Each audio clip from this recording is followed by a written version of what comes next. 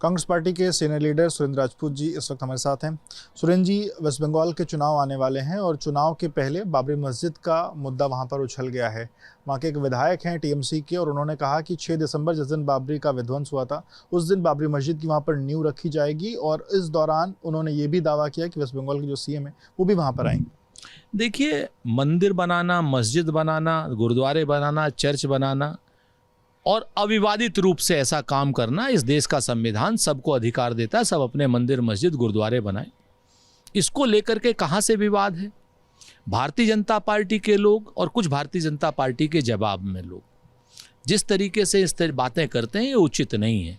हमारा संविधान सबको अपने मंदिर, मस्जिद या पूजा घर बनाने की इजाज़त देता है। हाँ, मस्जिदों के नीचे मंदिर खोजने की इजाज़त हमारा संविधान नहीं देता, या मंदिरों के नीचे बौद्ध स्तूप खोजने की इजाज़त हमारा संविधान नहीं देता। ऐसी चीज़ों से बचा जाना चाहिए जो विवादित हों। इसको लेकर के बीजेपी के सांसद हैं, उनका ये कहना है कि बाबर एक लुटेरा था और उसके नाम पर कुछ भी बने ये हमें बर्दाश्त नहीं। भाई, अगर आपको बर्दाश्त नहीं है तो कोर्ट में जाइए। आप मीडिया में क्यों आते हैं? मीडिया में आप सिर्फ इसलिए आते हैं कि आपको हिंदू मुसलमान करनी है। यही तो बात है। किसी की मस्जिद बन रही है, बनने दीजिए। अगर कोई विवाद है तो उस पर बात कीजिए ना।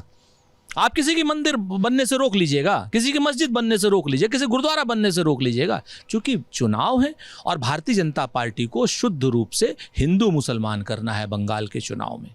इसलिए भारतीय जनता पार्टी के लोग बेशर्मी से सांप्रदायिक काम करते हैं, सांप्रदायिक बात करते हैं, सांप्रदायिक रूप से देश में तनाव पैदा करते हैं और सांप्रदायिकता की खेती को लहलहा करके वोटों की फसल काटने की कोशिश करते हैं।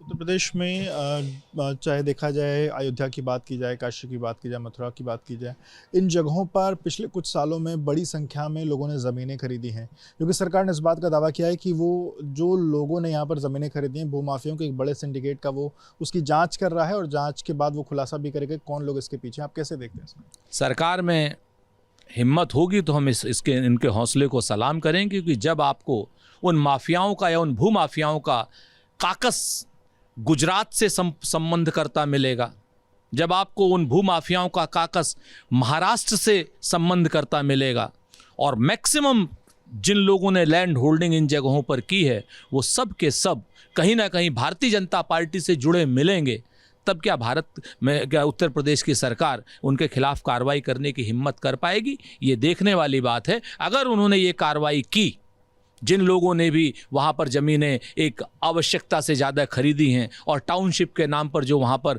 पूरे धर्म को, आस्था को, आध्यात्म को बेचने का काम कर रहे हैं, नाम लेकर के कह सकते हैं कोई लोढ़ा ग्रुप होता है, कोई अमिताभ बच्चन होता है, कोई होता है, कोई होता है। तमाम लोग ऐसे लोग हैं जो भारतीय जनता पार्टी या उनसे प्रत्यक्ष या परोक्ष रूप से संबंध रखते हैं। सरकार को चाहिए कि उन सब के खिलाफ कार्रवाई करे। सरकार ने कुछ गड़बड़ी की आशंकाएं देखी, उसके बाद इस तरीके की बात। हम सरकार के इस फैसले का व्यग्रता से इंतजार करेंगे कि उनका रिजल्ट क्या आता है, या फिर वो भारतीय जनता पार्टी के कार्यकर्ता, गुजरात के कार्यकर्ता या महाराष्ट्र के कार्यकर्ताओं को देख करके उनके कदम पीछे तो नहीं हट जाएंगे। हम इस बात का जरूर इंतजार करेंगे। भूमाफियाओं के खिलाफ अगर सरकार अयोध्या में, काशी में, मथुरा में कोई भी कार्रवाई करती है तो वो एक स्वागत योग्य कदम होगा। दुबई में कल जिस तरीके से जो एयर शो हो रहा था, उस दौरान तेजस के साथ जो हादसा हुआ उसमें जो उसके पायलट उनकी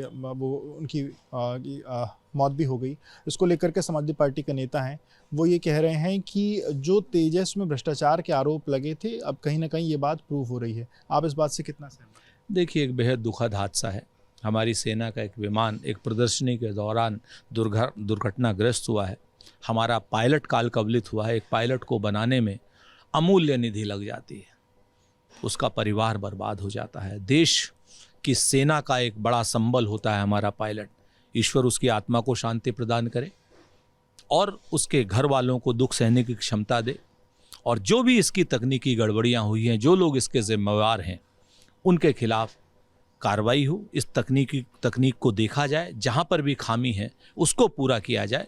हर बात पर राजनीति उचित नहीं।